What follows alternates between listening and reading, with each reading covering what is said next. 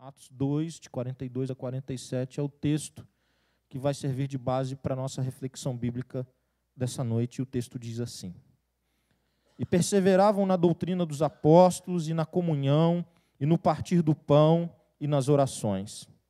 Em cada alma havia temor, e muitas maravilhas e sinais se faziam pelos apóstolos.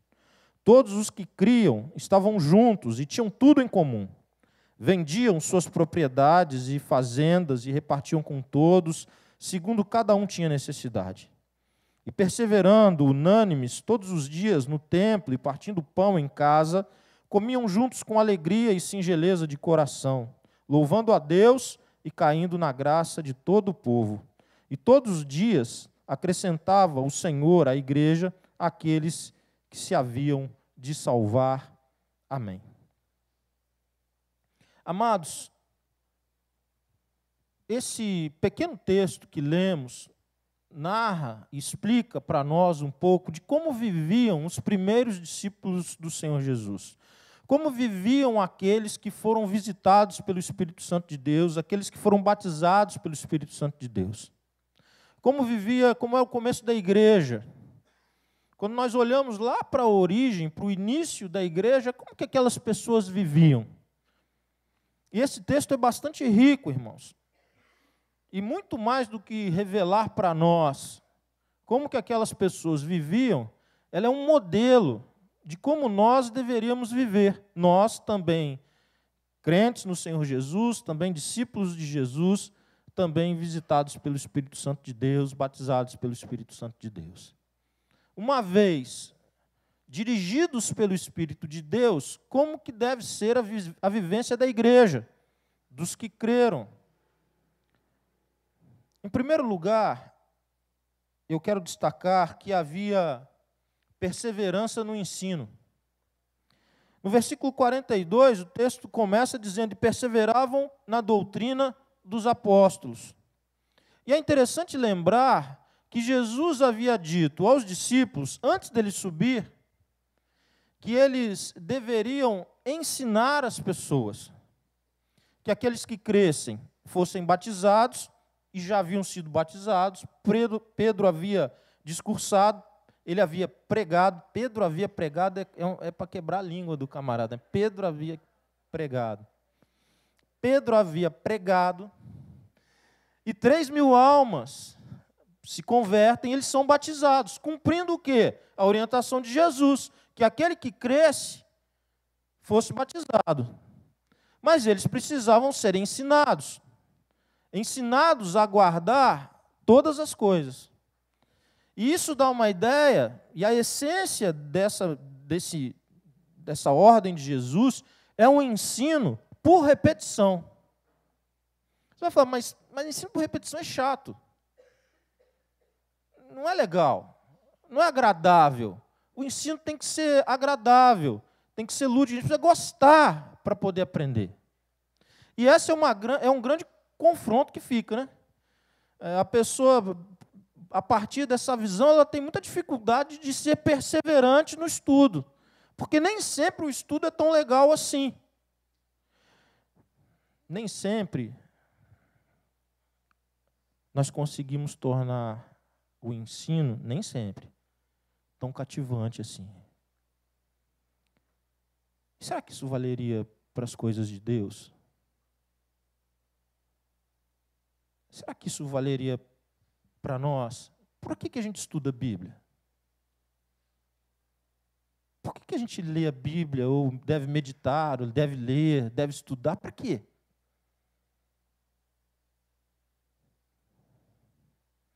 Eu acho que todas as vezes que a gente perde os porquês, nós vamos ter dificuldade com os processos. Porque os processos só fazem sentido quando você está bem consciente e é bem claro para você da finalidade, do propósito, do objetivo. Amados, aqueles homens tinham sede e fome de Deus. A motivação deles, em primeiro lugar, não era uma aula legal, cheia de recursos, audiovisuais, pirotécnicos, não era nada disso. Havia uma motivação interior que brotava dentro deles pela ação do Espírito Santo de Deus. Todas as vezes que nós colocarmos a relação ensino-aprendizagem dentro da igreja, ensino da palavra de Deus, apenas no processo fora da pessoa, nós falhamos, porque o que na verdade fazia com que essas pessoas fossem perseverantes nesse processo de ensino é que estava dentro delas um desejo muito grande de se alimentar de Deus, de conhecer mais a Deus, para obedecer a Deus, porque os desafios eram enormes, mas eles priorizavam a vivência com Deus. Todo o ambiente em que isso não é real dentro da pessoa, nós podemos fazer das tripas coração, nós podemos ter os melhores professores, os melhores recursos, o melhor material didático, o melhor tudo, e que se deve tentar ter. Mas não é isso que faz com que a palavra se torne viva para nós, se torne alimento para a nossa vida, se torne algo que nós não conseguimos viver sem. É dentro de nós o processo. Ao mesmo tempo em que nós devemos questionar o modo como ensinamos, mas nós devemos questionar também o modo como nós buscamos o ensino. Hoje eu estava ali na classe da Miriam, que estudou Apocalipse, e ela me convidou, eles encerraram esse estudo na semana passada, e ela me convidou hoje para falar um pouquinho sobre literatura apocalíptica com os alunos. E conversando ali na aula, e lá pelas tantas, a Miriam disse que ela teve um momento com Deus, em que ela ficou assim, em crise com Deus, e ela viveu uma experiência com Deus, que ela estava muito preocupada, porque caía sobre os ombros dela a responsabilidade de ensinar, e ela queria ensinar corretamente, é um grande desafio ensinar Apocalipse, e eu a parabenizei pela coragem, pela perseverança, por ter colocado diante de si um desafio tão grande e ter dado conta dele. E ela dizia para Deus, ou melhor, Deus dizia para ela algumas coisas, e ela respondia a Deus, e a essência do que ela dizia era o seguinte, eu quero a cada dia estudar e me preparar para não levar essas pessoas ao erro, para não conduzir essas pessoas ao erro. E eu ainda brinquei assim, essa oração devia estar no coração de cada aluno, né? E não apenas do professor. De todos os dias, estar buscando saber mais para não cair no erro. Não é justo que esteja de um lado só. Não é correto que esteja de um lado só. Nós não vamos chegar a lugar nenhum se estiver de um lado só. E só é capaz de produzir essa fome e essa sede pela palavra, para poder praticar a palavra e viver a vida que Deus quer que vivamos, que é o final disso tudo. Deus, eu quero viver a vida que o Senhor tem para mim, por isso eu quero conhecer mais de Ti, da Tua palavra. Eu não quero mais viver para mim mesmo, eu não quero mais viver a vida que eu sempre pretendi viver, eu não quero mais isso, eu quero viver a vida que o Senhor tem para mim e eu preciso aprender isso. E é por isso que se estuda a palavra de Deus. Para que se ame a Deus, para que conheça o caráter de Deus, para que conhecendo o caráter nele se confie, para que você se entregue a Ele, para que você viva debaixo da orientação dele, nas escolhas que você faz, grandes nas suas decisões maiores, mas também nas suas decisões cotidianas, que se faz sem perceber, para que a palavra esteja em você de tal modo que você se dirija por ela, mesmo sem perceber que está se dirigindo por ela, porque ela já está presente dentro do seu coração. É para isso que se estuda a Bíblia, para viver a vida que Deus tem para nós. Porque para viver qualquer outra vida que não seja a que Ele tem para nós, nós não precisamos da Bíblia. Se vive um outro modelo, se vive de uma outra forma, mas se nós de fato queremos, irmãos, viver a vida que Deus quer para nós e não ficar impondo para Deus a vida que nós queremos ter, nós vamos precisar da palavra dEle a nos alimentar o coração e a alma. E se você pode fazer uma oração por você mesmo, é que Deus te dê fome e sede da palavra dEle, porque era assim que viviam aqueles que foram visitados pelo Espírito Santo de Deus. A segunda consideração que eu quero fazer é que o texto destaca comunhão. E logo alguém pode imaginar churrasco, costela assada. Pense, maravilha de Deus, é comunhão dos irmãos, aquela carne assando, aquela gordurinha caindo, aquele cheiro maravilhoso, Pense que delícia. Comunhão, aquele papo agradável com os irmãos, aquela coisa gostosa, as crianças brincando juntos, e é tão gostoso, e é tão bom, e eles faziam isso. Eles comiam juntos, eles compartilhavam, eles estavam à mesa juntos, e esse é um aspecto muito legal da comunhão, porque quando você se sente bem com alguém, quando você quer bem alguém, normalmente é isso que acontece, você vai sair, você vai tomar um café, você vai preparar um prato, vocês vão comer juntos e vão tomar um caldo, enfim. Mas não é só isso. Esse talvez seja o aspecto mais claro para nós. O que logo nos vem: comida, mesa, essa parte social, essa parte da amizade, essa parte gostosa. E havia isso entre eles. Veja o versículo 43, versículo 42 ainda. E perseveravam na doutrina dos apóstolos, doutrina é ensino, que foi o que eu destaquei primeiro, e na comunhão, e no partir do pão, e nas orações. E eu quero falar aqui de comunhão e partir do pão em primeiro lugar. Ainda que haja esse aspecto comunitário, social, que tem a ver com o churrasco, que tem a ver com a lasanha, que tem a ver com a pizza, mas havia também o quê? O desejo de se repartir o que se tinha. Mesmo não tendo muito, havia um sentimento de se repartir e de se compartilhar aquilo que se possuía. O estar à mesa junto e chamar o outro para estar à mesa também era dividir com o outro aquilo que Deus havia dado a você, havia dado a ele. Quando eu sento com o outro, divido o que tenho, que Deus me deu, e eu quero compartilhar com o outro aquilo que Deus me deu. Isso também é vivência comunitária, é comunhão isso. Nós não podemos diminuir o aspecto da comunhão a apenas o aspecto da festa, da carne, da massa. Não é apenas isso, porque mais abaixo também, você pode olhar os versículos 44 e 45, diz: em cada alma havia temor, muitas maravilhas, 44, todos que criam estavam juntos e tinham tudo em comum. Isso não é essência de comunhão? Porque eles tinham tudo em comum, olha o que eles eram capazes de fazer. 45, vendiam suas propriedades e fazendas e repartiam com todos, segundo cada um tinha necessidade. Eles eram capazes de dividir as suas economias com o outro.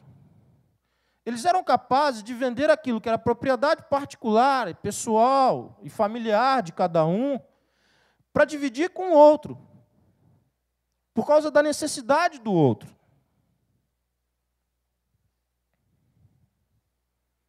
E esse é um aprofundamento da comunhão. Aquela comunhão que começou na pizza, e na churrascaria, ou em qualquer lugar assim, ou no caldo, ou em qualquer... Ela não para aqui. Ela avança. E ela avança para uma vivência comunitária em que eu tenho grande amor pelo meu irmão, que o sofrimento dele, a limitação dele e o cuidado com ele mexe comigo de tal forma que eu não consigo mais entender que aquilo que Deus me deu é só meu, só para o meu prazer e o meu irmão que faça dificuldade que passar. Isso já não era mais possível para quem foi visitado pelo Espírito Santo de Deus. Porque quem foi visitado pelo Espírito Santo de Deus, ele agora vê o outro, ele olha a necessidade do outro e ele se vê como responsável para abençoar a vida do outro. Ele se vê como guardador do seu irmão. Ele não diz para Deus, de forma irônica, como uma afronta: porventura sou eu o guardador do meu irmão, Deus? Te vira com ele. Não diz isso mais. Por quê? Porque a comunhão rompeu o laço apenas da festa, apenas da carne, apenas da mesa. Ela chega a um ponto mais profundo em que a dificuldade da outra família, a dificuldade da outra criança, a dificuldade do outro mexe comigo de tal forma que eu quero abençoar a vida dele com aquilo que Deus me deu. É meu, e eu não tenho obrigação nenhuma de dar, eu não tenho o dever de dar, não tem nenhum pastor mandando dar, não tem nenhuma igreja mandando dar, mas o Espírito que trabalha em meu coração faz com que eu tenha alegria em dar. E isso é vida no Espírito, isso é vida com Jesus. Do mesmo jeito que não se consegue colocar alegria em alguém para que ele estude a palavra de Deus e medite nela, porque isso é a obra do Espírito que faz, mesmo que você tenha o melhor professor, e a melhor classe, o melhor isso e o melhor tudo. Do mesmo jeito que você pode ser o mais correto com as finanças da igreja, você pode ser o mais prudente com as finanças, você pode ter a melhor equipe da igreja, você pode prestar conta de tudo, de dar todos os relatórios, e você pode fazer e acontecer, mas quando as pessoas não se sentem participantes de algo que é comum, elas não entregam na igreja. Elas não entregam, na verdade, em lugar nenhum. Por quê? Porque elas vivem para elas. Aí não faz sentido mesmo. É meu, não é algo comum, não é algo coletivo. Por quê? Porque é meu, é para mim. A minha motivação sou eu, não é o corpo. A minha motivação sou eu. E a igreja? A igreja somos nós. Até que horas? Até a hora que eu preciso participar, eu preciso ofertar, eu preciso tirar daquilo que é só meu, com alegria, e entregar. Aí não é mais nós, aí é de alguns. E é por isso que a gente vive essa crise do ensino, da contribuição. Porque quem tem dificuldade de viver no Espírito, tem dificuldade de entregar. Não se entrega porque, tem um escândalo, não é confiável, não, porque, sei lá por quê. Porque para aquelas pessoas que viveram uma experiência com o Espírito de Deus, entregar era uma alegria, era uma satisfação, e se tornou prática comum entre eles. Fazia parte da comunhão, não era algo fora da comunhão, porque a comunhão vem daquilo que é comum, e é comum estar junto, sentar junto, se alegrar junto, e é comum participar das necessidades daquilo que é do corpo. Não dá para separar. Como não dá para dizer que a igreja somos nós, apenas na hora que eu tenho direitos. A igreja continua sendo nós, também quando se tem compromissos com aquilo que é comum, motivado pelo Espírito Santo de Deus. E se o Espírito não motiva, não há quem faça. Com quase 20 anos no ministério, espero em Deus sobreviver e completar em dezembro, esse é muito claro para mim. Se a motivação não é em Deus, se a motivação não é espiritual, se a motivação não é o agir do Espírito, não há quem faça. Não há quem faça. É Deus quem faz brotar esse sentimento. É Deus quem dá discernimento. É Deus quem tira essa visão ensimesmada, individualista, egoísta, mesquinha, pequena, que é característica de todos nós, para uma transformação que vem de dentro para fora e que é regida pelo Espírito Santo de Deus. É por isso que eles faziam. Por quê? Porque eles viveram uma experiência com Deus.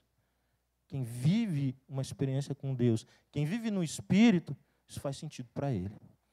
Terceira consideração que eu quero fazer, a primeira é que havia um ensino perseverante, as pessoas buscavam perseverantemente aprender de Deus, as pessoas tinham comunhão no pão, tinham comunhão dividindo coisas, mas elas também tinham comunhão na oração. E elas já tinham isso até mesmo antes de serem visitadas pelo Espírito. Era um grupo menor, cerca de 120 pessoas, eles estavam no cenáculo, que era o local onde onde servia comida, e eles aguardavam ali a visitação de Deus com o seu Espírito, e houve uma grande multiplicação de pessoas, muitas pessoas se convertendo, mas eles não perderam, irmãos, a unidade na oração. Então, além de partir o pão, além de dividir aquilo que se tinha, de tirar daquilo que é individual e entregar no que é coletivo, eles também oravam juntos. E não apenas, irmãos, antes da refeição. Não apenas antes da refeição. Não apenas a oração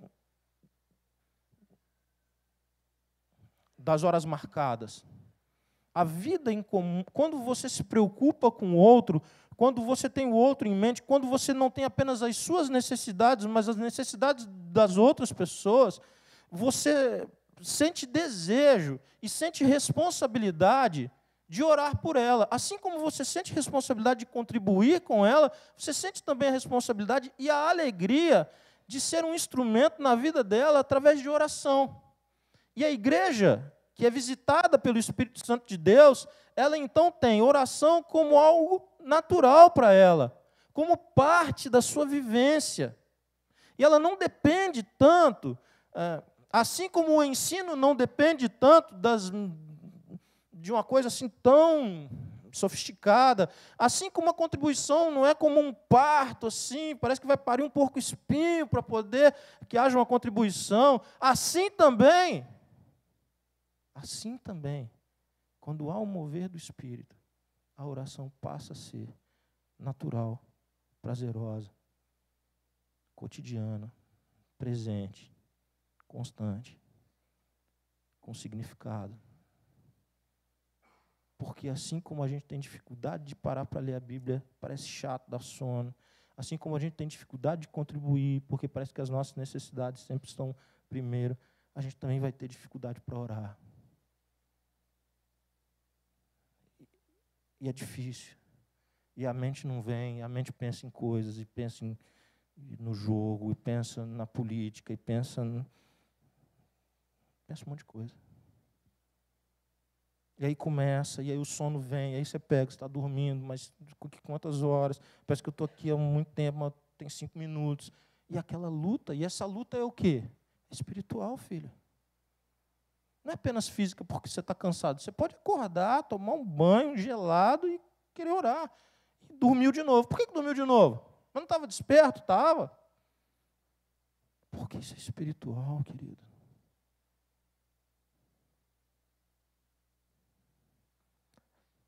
Pessoas visitadas pelo Espírito Santo de Deus querem desenvolver essas áreas de suas vidas. Não querem apenas cumprir celebrações religiosas. Não querem apenas participar de ajuntamentos religiosos, mas querem ter intimidade com Deus. E isso começa a ser agradável para elas. Isso começa a ser alegria para elas. E isso é desenvolvido.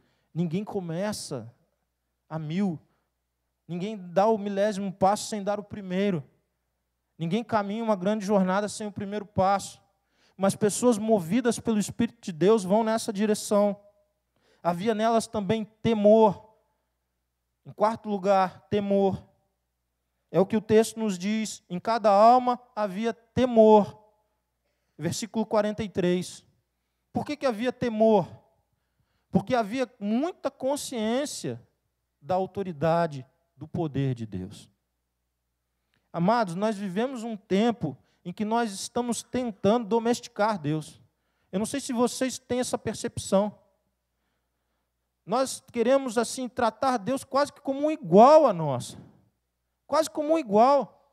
Como se Deus não pudesse fazer as coisas que são estranhas para nós. Que não fazem muito sentido para nós. Parece que o que Deus tem que fazer sempre é colocado na medida do que é razoável para nós, segundo o nosso modelo, segundo o nosso paradigma. Nós temos um modelo e dizemos, olha Deus, e você fique aqui dentro desse modelo, não saia daqui, porque se você fizer algo diferente, eu vou ter dificuldade com isso. E o que nós vemos aqui no início da igreja é Deus fazendo coisas diferentes, irmãos. Muito diferentes, inesperadas, surpreendentes, estranhas, eu diria. Estranhas aos nossos olhos. E ele realizava milagres. Ele transformava o coração, em primeiro lugar, das pessoas da igreja. Olha quanta coisa eu já disse aqui. Eu não estou no meio ainda do texto. Quantas transformações. Acho que é fácil transformar uma pessoa que nunca ligou para a palavra de Deus em ela amar a palavra de Deus. Isso é uma baita de uma transformação. Uma pessoa que sempre teve dificuldade para orar, e ela começa a orar, e aquilo começa a fluir, e ela começa a viver experiências com Deus, e ela começa a se sentir cada vez mais animada e alegre, e aquilo faz parte da vida dela agora como uma rotina que ela nunca teve. Isso é tremendo, irmãos. Isso é vida no Espírito. Isso é o chamado da igreja. E Deus realizava tantos sinais e maravilhas e transformava de tal modo que havia um grande temor no coração deles. E o temor faz muito bem. Porque o temor a Deus nos torna mais prudentes diante das seduções, das tentações.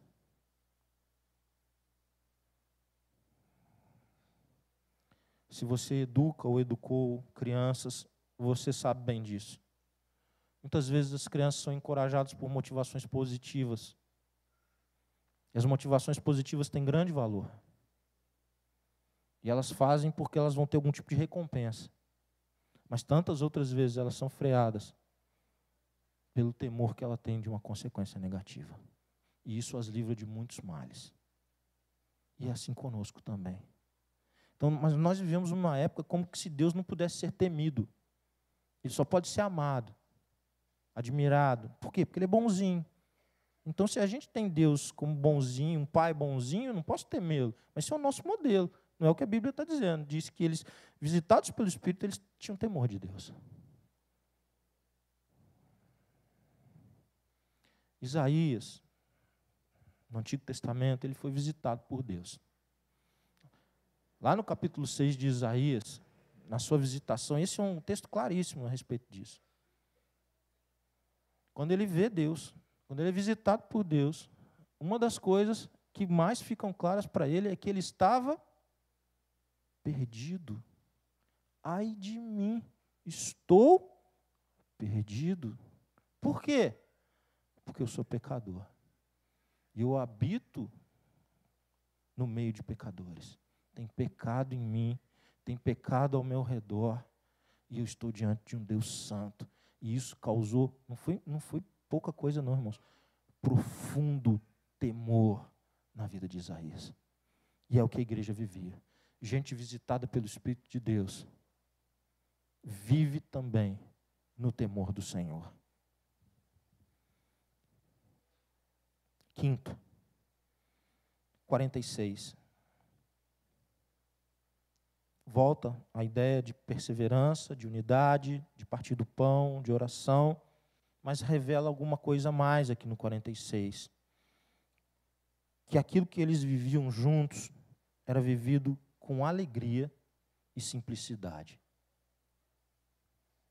E a alegria não advinha de eles terem mais bens, porque o texto logo acima diz que eles estavam tendo que vender as coisas por causa da dificuldade dos outros.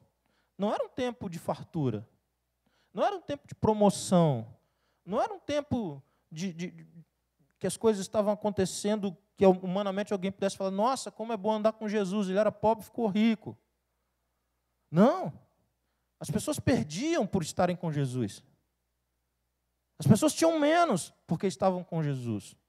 E hoje a gente vive um modelo de igreja que é difícil, muitas vezes é difícil, que se a pessoa se converte, se a pessoa caminha, ou se ela participa de algum culto religioso, ou de algum grupo religioso, ela não pode ter reveses. Ela não pode ter crises. Mas eu olho para a vida dessas pessoas, foi exatamente o que elas viveram. Elas tiveram perdas, e muitas perdas. Mas o que elas não perderam? Alegria de viver. E a gente olha a nossa sociedade, as pessoas têm tudo, e têm tudo com sobra. E o que elas não têm? Alegria de viver.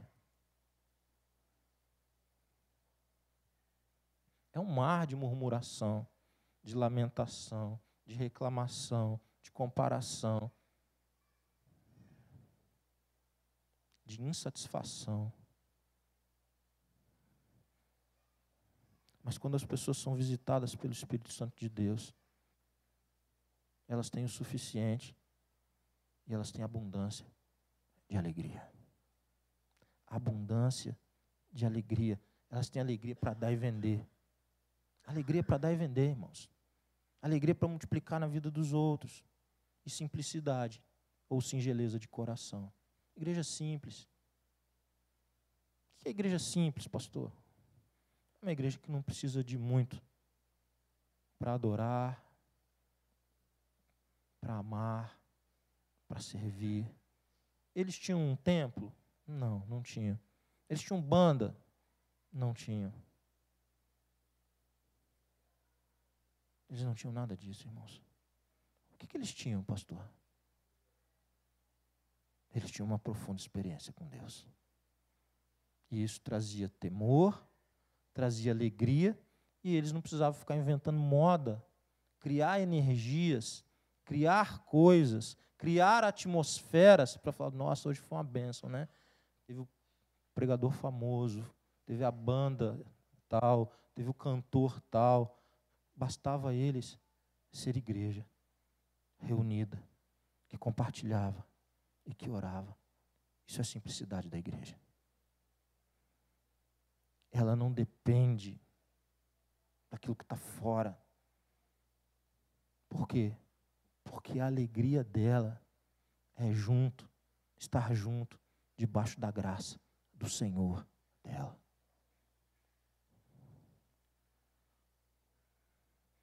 Eu acho que é sétimo. Dizem que normalmente um pregador batista, ele prega um sermão de 3 pontos. Então, eu já preguei 2 sermões para os irmãos. Hoje estou começando o terceiro, que eu já estou no 7º ponto. Então, vocês já estão levando de brinde 2. 7º ponto, se eu não estou esganado. Havia louvor. 47. Olha o que diz o texto. Louvando a Deus e caindo na graça de todo o povo. Eu gosto muito de que louvando a Deus é quase um desfecho do modo como eles estavam vivendo.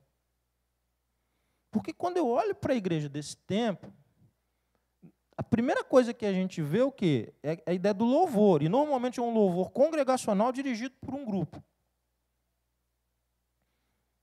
Que eles não tinham isso aqui. O resultado desse estilo de vida é louvor ao Senhor. Não é algo que se vive fora, assim, eu vou separar, nós vamos começar às 7h30, até 8h20 é o louvor. E o restante da semana? Não sei te dizer. Qual outro momento que há louvor? No PGM, às vezes canta. Não sei aonde, no carro. Não é isso. O louvor aparece aqui lá embaixo, assim, eles foram visitados pelo Espírito. Como é que eles foram batizados e como é que eles viviam? Assim, assim, assim, assim, assim, assim, assim e assim, pequenininho, curtinho, discreto, louvando a Deus.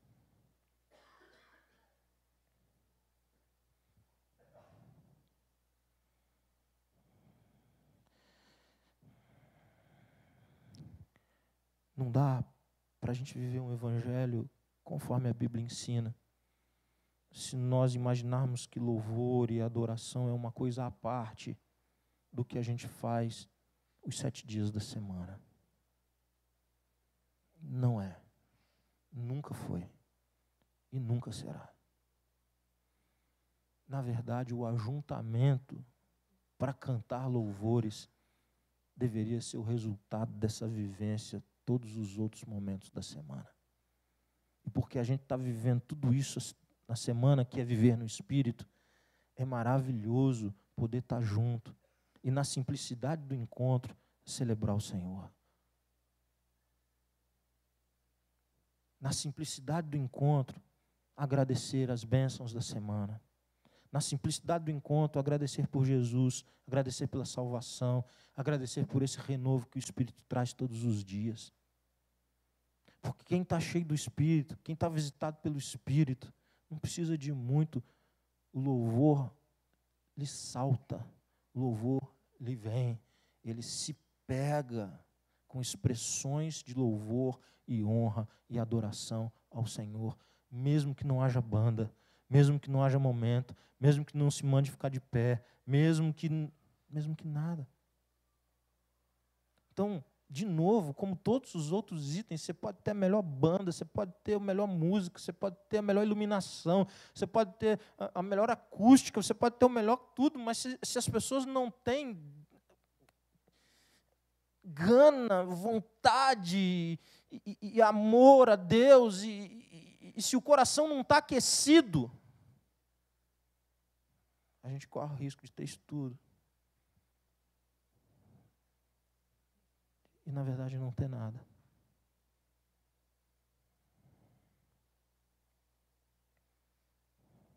Considerações finais, irmãos. São só 13 itens, fiquem tranquilos.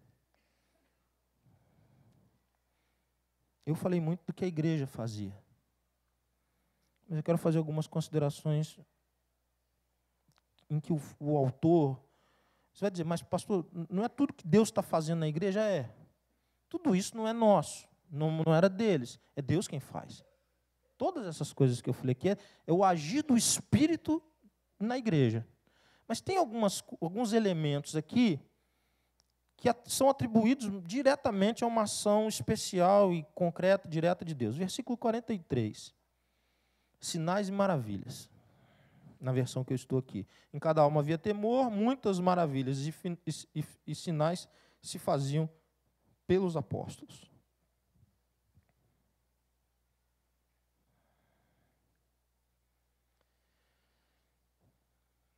Deus poderia fazer sem os apóstolos, irmãos. Me chama a atenção, fica em caixa alta para mim, que o que Deus queria fazer, Ele fazia através de pessoas. E de pessoas que viviam no Espírito, viviam com esse modelo de vida. Quando se vive nesse modelo de vida, naturalmente Deus usa para fazer algo que normalmente não faria. Porque também, assim como nós, eles não tinham poder neles mesmos. Assim como nós, não havia neles nada diferente das pessoas que se reúnem aqui. Mas o que acontece? Acontece que quando se vive pelo Espírito, quando se vive nesse modelo, que é o modelo de Jesus para a igreja, Deus usa as pessoas que vivem com Ele e para Ele de um jeito inesperado, surpreendente, que só Ele tem controle e domínio sobre isso. Isso é planejado? É artificial? Jamais. E não mexa com isso, não tente fazer. A gente vai ver aqui no livro de Atos quem tentou esse poder, quem tentou comprar ou manipular um poder que é só de Deus, se deu muito mal. Quem tentou iludir em nome querendo usar o poder de Deus para benefício próprio ou qualquer outra coisa, mas quebrou a cara, se deu muito mal.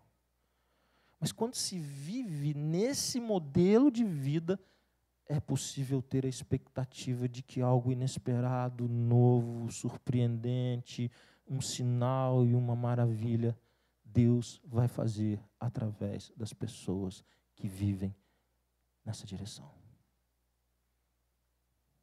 E é o que a gente vê no relato. Por exemplo, a partir do capítulo 3, o capítulo 3 já abre com a cura de um coxo. Em que condição? Pedro está fazendo o quê? Foi lá, ele é um curandeiro que sai atrás dos coxos da cidade? Não. O que ele estava fazendo? Pregando. Anunciando a palavra. E como um sinal do poder daquela mensagem, havia cura através das pessoas que pagavam o preço de viver esse modelo. Segunda coisa que me chama a atenção, 47. E é bom saber que é o 47. 47 é o último, né? Ele não vai vir com outro depois do 47. Então, você tem essa tranquilidade. O que faz uma igreja cair na graça do povo? O que faz uma igreja atrair pessoas? Estrutura física? Eles não tinham.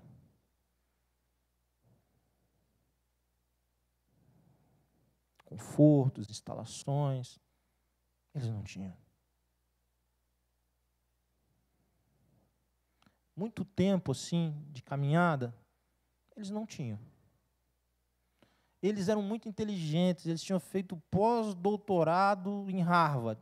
Eles não fizeram isso. Eles tinham muito dinheiro.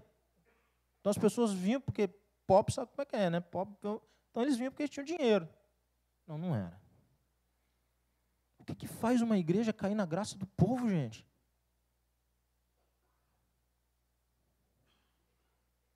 Basta ela viver o modelo que Jesus a chama para viver. De novo, o acréscimo de pessoas é o finalzinho da história.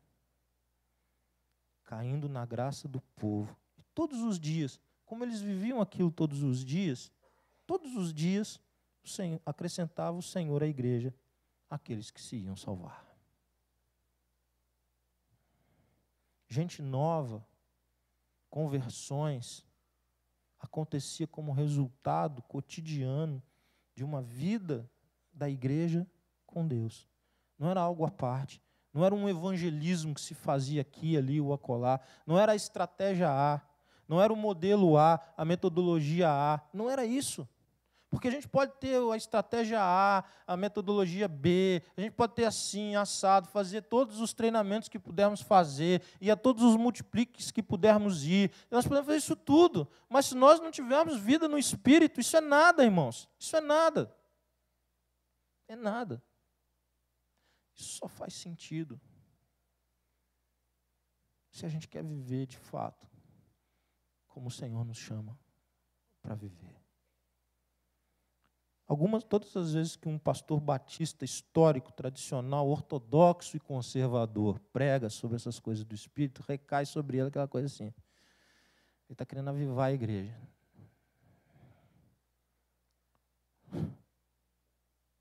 Como se alguém pudesse fazer isso, né? Como se isso tivesse sido dado a alguém. Mas eu gostaria muito de viver com vocês. Não gostaria de viver sozinho. Mas gostaria muito de viver com vocês o que o Senhor nos chama para viver como igreja. Juntos. Juntos. Esse é o chamado. Não é menor que esse. Não é diferente desse. Não é outro. Porque se for outro, não é a igreja de Jesus. Só que isso mexe com toda a estrutura da nossa vida. Só que isso mexe com os nossos valores, com os nossos princípios, com o nosso conforto. Isso mexe com a gente dia após dia. Não tem um dia que não mexa com a gente. Não tem um dia que você diga, não, hoje eu vou viver do meu jeito. Não dá para viver mais do meu jeito. Não dá para viver de um jeito particular. Não só hoje, só esse mês, só não sei quando. Não, aqui no trabalho eu vou viver assim, mas não dá mais. Porque esse não é o chamado. Não é isso que Deus vai honrar. E para falar bem a verdade, ou para ser bem claro com aquilo que eu tenho aprendido e crido, talvez não haja tolice maior no mundo e no homem. Eu acredito, tenho refletido sobre isso, do que a gente querer se enganar que vive com Deus sem ter uma vida no Espírito. E é fácil se enganar com isso. Basta nos viver uma religião. Basta nos viver os costumes. Basta nos fazer como sempre foi feito. Basta-nos isso. Basta chegar em tal hora e sair tal hora. Basta-nos isso. Não precisa amar a palavra de Deus e dela se alimentar. Não precisa orar no secreto da sua casa. Não precisa colocar a mão no bolso. Pode ter todo o recurso que Deus provê para você, só para você. Não precisa compartilhar a mesa. Não precisa ter gente chata indo na sua casa, cheia de problema. Não precisa. Tem gente chata. Tem um monte de gente chata nesse mundo, gente. E quando eles não têm, a gente é chato. Se não bastasse eles, tem a nossa chatice. Cuidar de gente. Viver. O problema do outro vem para ti, mas você já não tem os seus. Agora, não dá para querer os resultados que eles tiveram sem desenvolver os processos com Deus que eles desenvolveram.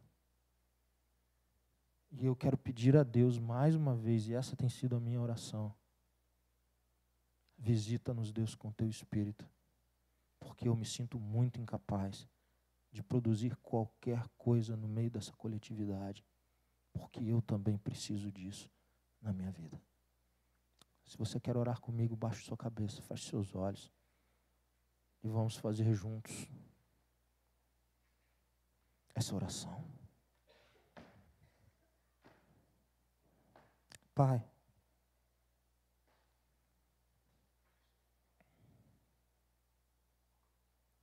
Às vezes a gente entra dentro de um templo, Deus, e existem alguns convidados aqui hoje. Alguns que eu imagino que estejam vindo pela primeira vez aqui.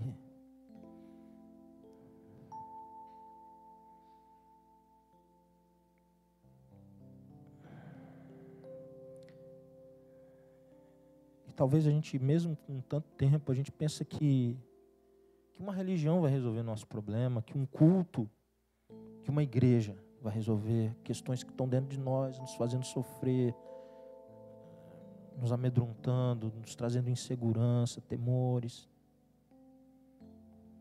Quando, na verdade, só o Senhor pode fazer tudo isso, Deus.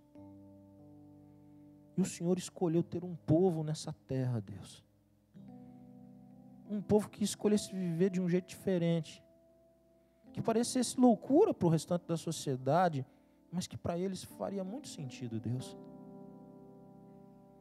Porque eles seriam visitados pelo Teu Espírito. Ficaria muito claro para eles o pecado deles, o que o pecado faria com eles e as consequências terríveis no tempo e na eternidade, as consequências terríveis desse pecado. Mas eles veriam também o perdão de Jesus, o amor de Jesus e o senhorio, a autoridade de Jesus sobre suas vidas. E eles não desejariam um outro modelo de vida, bastaria a eles viver contigo, Deus.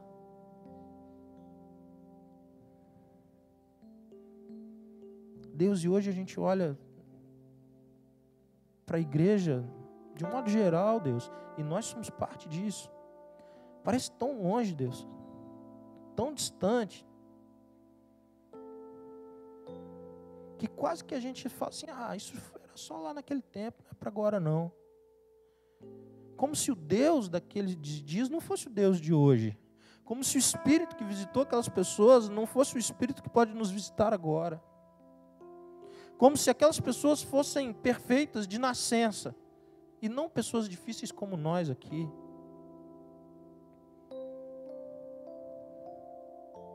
Deus, por misericórdia, Deus, olha para nós com misericórdia, Deus. Tem misericórdia de nós, Pai. E restaura-nos. Restaura-nos ao primeiro amor, Deus, a simplicidade daquele primeiro amor, do início da nossa caminhada contigo. Restaura aquela confiança, Deus, aquela segurança, e aquela alegria, e aquele significado, Deus, das coisas do Senhor. As coisas do Senhor tinham tanto significado para nós, Deus. E a gente se alegrava tanto, Deus, nas coisas simples do Teu povo. E a Tua palavra era tudo para nós, Deus. E a gente se alegrava com cada vez que a gente aprendia algo novo. E sentia o agir do Senhor. Deus, e a gente foi se embrutecendo com o tempo. Perdendo sensibilidade espiritual para ouvir a Tua voz, para discernir o Teu querer. Bombardeados, Deus, com um modelo de vida muito sedutor.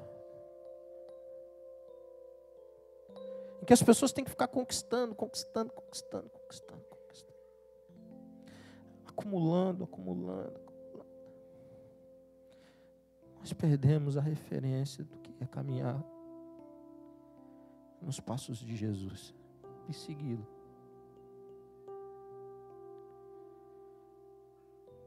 E nós precisamos tanto, Deus.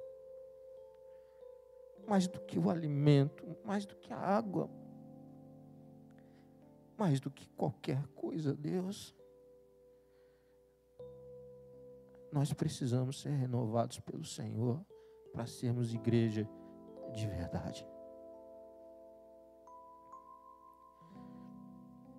Para sermos diferentes, Deus. Porque ninguém que é igual vai fazer diferença.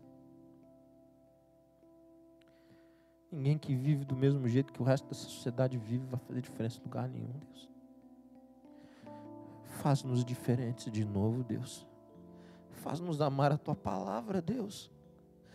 Deus, que ao abrir a Tua palavra, Deus, ela se torne vida dentro de nós, Deus. Deus, responde as orações do Teu povo aqui, Deus. Que pessoas vivam experiências de oração aqui, Deus. Que ouçam a Tua voz, que percebam que o Senhor está ali com eles, Deus. Que não é apenas um momento assim, chato, de ficar parado, mas que o Senhor está ali, ouvindo e falando, e curando, e perdoando, e renovando.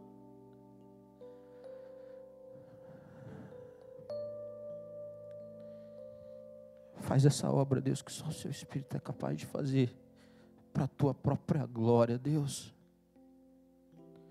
Para a Tua própria glória, Pai, para Teu louvor, para a Tua honra, para que o Teu nome seja engrandecido em primeiro lugar no meio do Teu próprio povo, Deus. Que mesmo que a gente não tenha a banda, o microfone, o assento confortável, a gente tenha a alegria, Deus, de viver contigo e para Ti. Que o amor de Deus, nosso Pai, a graça salvadora de Jesus e as doces consolações do Espírito Santo de Deus sejam derramados de forma viva, rica e abundante sobre a sua vida, sobre a sua família, sobre todo o povo de Deus. Amém.